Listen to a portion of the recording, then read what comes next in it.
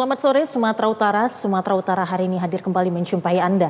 Edisi Sabtu 5 April 2025 bersama saya Audra dari Olinka. Sejumlah informasi menarik telah disiapkan oleh tim redaksi kami. Berikut berita selengkapnya.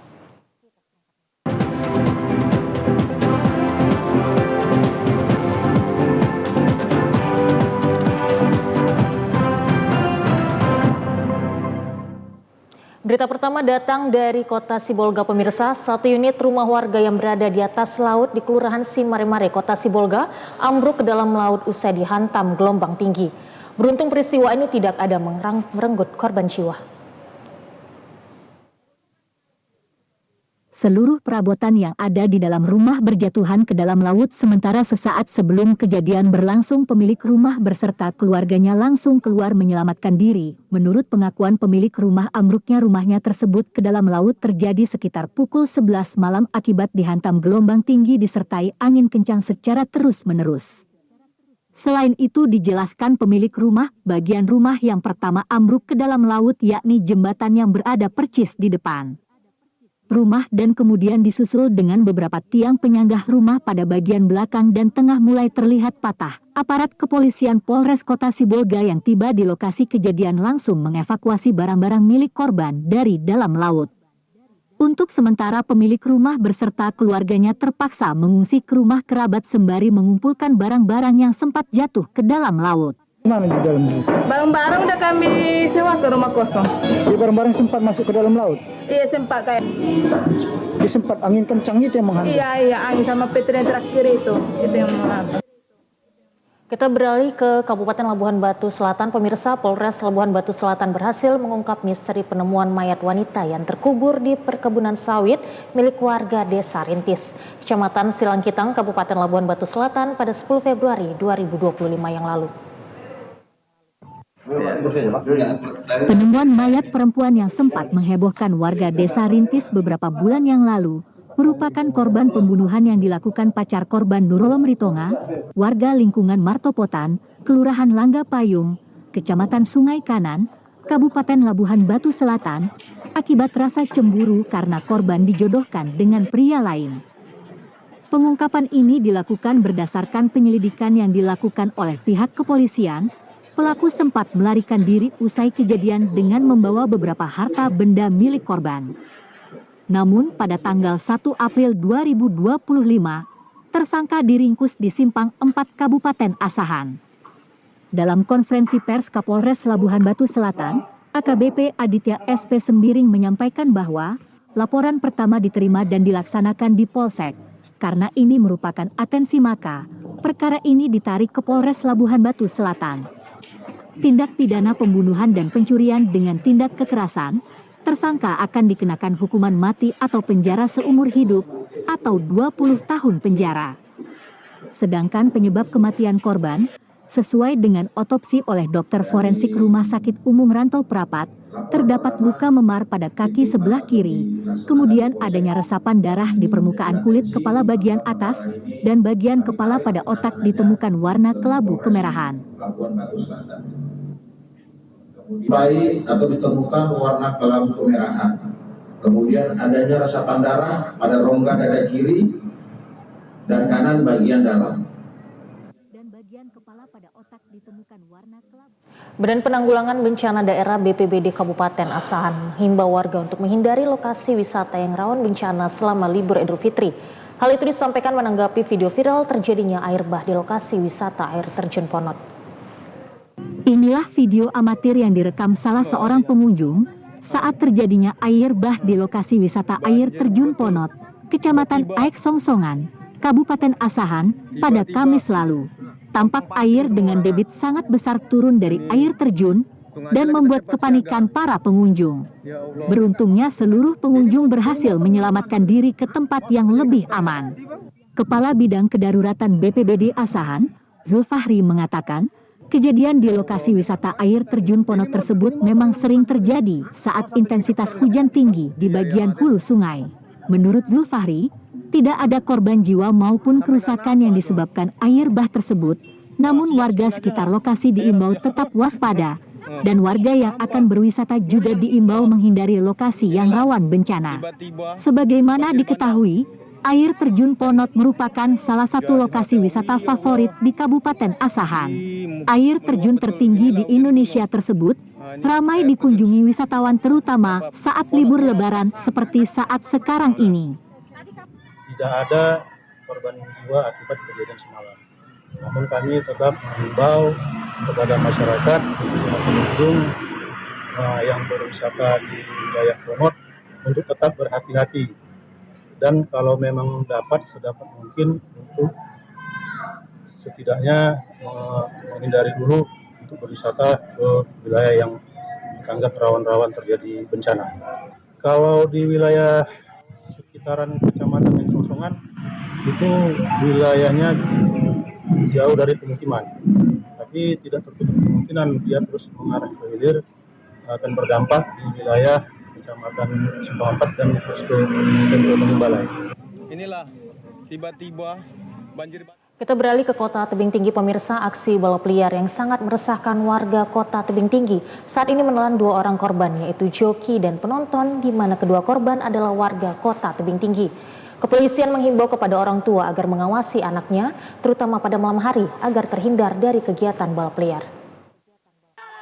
2 orang korban meninggal dunia dalam aksi balap liar yang terjadi pada Rabu pagi kemarin sekitar 02.30 WIB, tepatnya di Jalan Yosudarso, Kelurahan Rantau Laban, Kecamatan Rambutan, Kota Tebing Tinggi, dan viral di media sosial, serta menjadi bahan pembicaraan bagi warga Kota Tebing Tinggi.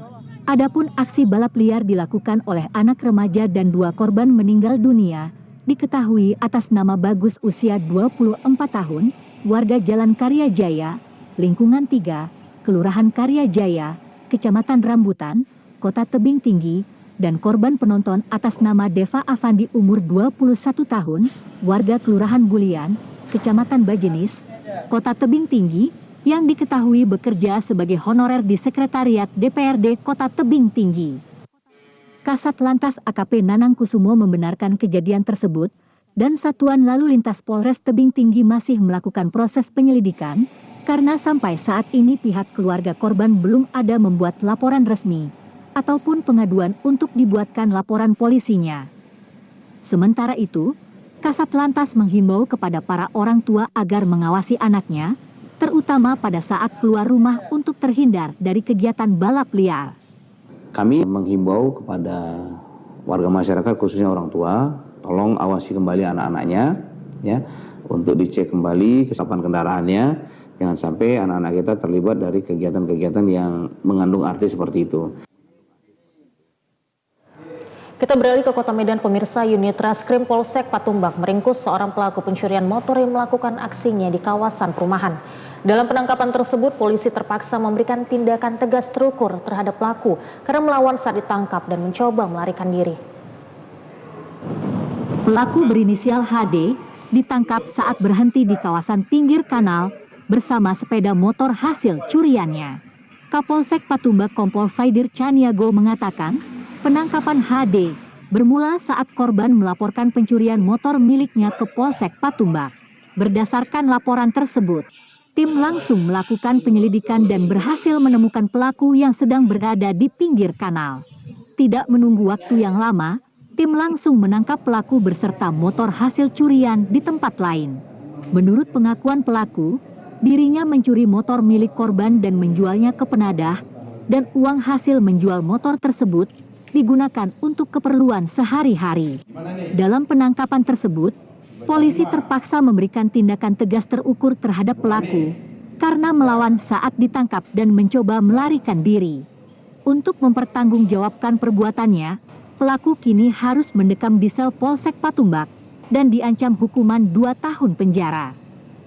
Kita melakukan penyelidikan, tidak jauh dari objek ada CCTV, kita dapat pelakunya adalah atas nama HD, ya HD, umur 41 tahun, wira swasta, alamat Garu 7, Kelurahan Harjosari 2. Yang mana Hendra ini, ya, waktu dilakukan penangkapan lagi nongkrong di atas sepeda motor hasil curian sebelumnya, 3 hari sebelumnya.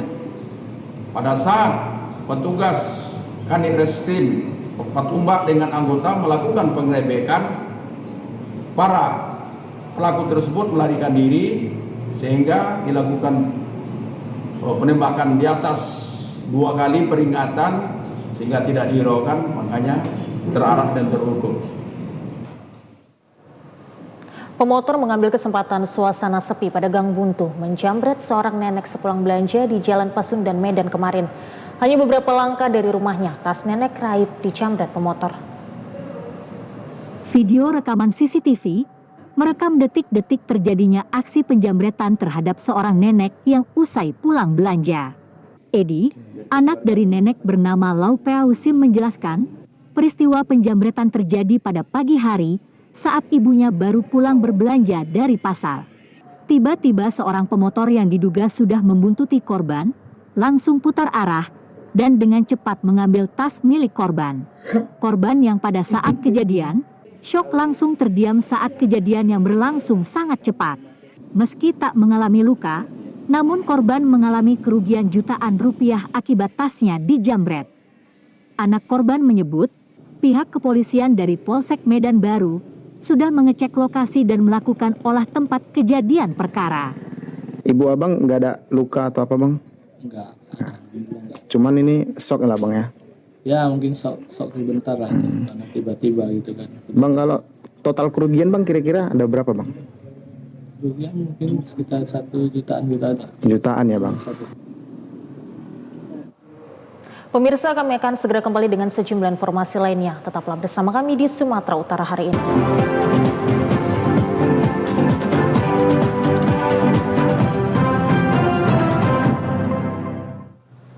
Terima kasih masih bersama kami di Sumatera Utara hari ini. Pemirsa, jalan provinsi yang menghubungkan Kabupaten Asahan dan Kabupaten Simalungun putus total karena longsor. Akibatnya arus lalu lintas kendaraan menjadi terhambat. Beginilah kondisi badan jalan yang putus di Desa Huta Padang, Kecamatan Bandar Pasir Mandoge, Kabupaten Asahan. Terlihat aspal di badan jalan sepanjang 20 meter longsor ke dalam jurang. Jalan yang putus ini merupakan akses dari Kota Kisaran menuju Kota Pematang Siantar melalui Kecamatan Tanah Jawa, Kabupaten Simalungun. Sekretaris Desa Huta Padang, John Liper Manurung mengatakan, ada sejumlah titik longsor di sekitar lokasi yang sudah berlangsung lama. Karena tidak segera dilakukan perbaikan, mengakibatkan longsor semakin parah. Pemerintah desa sudah menyampaikan kondisi jalan yang longsor ke instansi terkait, namun hingga kini belum ada tanggapan. Putusnya badan jalan tersebut menyebabkan aktivitas warga terhambat. Agar kendaraan dapat melintas, warga sekitar membuat jalan alternatif di dekat jalan yang putus tersebut. Kendaraan yang melintas harus bergantian dan tidak diperbolehkan membawa muatan berat. Warga berharap pemerintah turun tangan melakukan perbaikan jalan yang longsor agar tidak mengganggu roda perekonomian warga di kedua kabupaten tersebut. Dan harapan kami kepada pemerintah yang provinsi, pemerintah kabupaten supaya segera mungkin dilakukan tindak pembangunan untuk kelancaran arus mudik daripada masyarakat yang menjelang pada saat hari ini di musim Lebaran. Kita juga berharap kerjasama kepada pemilik mobil terutama truk-truk roda 4 supaya mengurangi beban muatan ketika menggunakan jalan alternatif. Memasuki arus balik mudik libur Lebaran Idul Fitri, para pemudik dihimbau untuk meningkatkan kewaspadaan saat melintas dari jalur Jembatan Merah Lingga Batu, Kabupaten Mandailing Natal, karena tebing badan jalan rawan longsor dan jalan rusak bahkan jembatan terancam ambruk. Jalan provinsi dari Kecamatan Panyabungan Selatan hingga Kecamatan Lingga Bayu, Kabupaten Mandailing Natal, terdapat beberapa titik rawan kecelakaan karena banyak ditemukan jalan berlobang, tanah longsor, dan jembatan terancam ambruk. Seperti di titik jembatan Sikembar, di Kelurahan Tanobato, kondisi salah satu jembatan sudah miring ke arah jurang sedalam 10 meter, sehingga membahayakan masyarakat yang akan melintas dari arah Panyabungan ke arah Kecamatan Natal. Hal ini menyebabkan pengendara yang hendak melintas dari arah yang berlawanan, harus bergantian melewati jembatan Sikembar, karena dikhawatirkan jembatan ini akan ambruk. Selain jembatan yang rusak, kondisi jalan provinsi ini juga banyak ditemukan jalan yang berlobang dan material longsor di badan jalan tidak dibersihkan. sehingga badan jalan menjadi semakin sempit, menyebabkan pengendara harus ekstra hati-hati saat melintasi jalur jembatan merah Linggabayu tersebut. Ada 2 jalur, satu jambatannya itu udah miring agak kurang, jadi kendaraan harus antri untuk melewati jembatan itu. Kalau tidak nanti bisa jatuh atau ambruk. Udah biasa lewat dari sini? Udah, cuman karena mungkin musim hujan jadi ada longsor juga, jadi jambatannya juga kena longsor, jadi miring ke arah timur.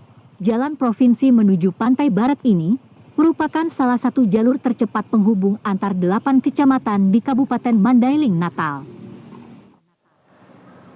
Pemirsa, kami akan segera kembali dengan sejumlah informasi lainnya. Tetaplah bersama kami di Sumatera Utara hari ini.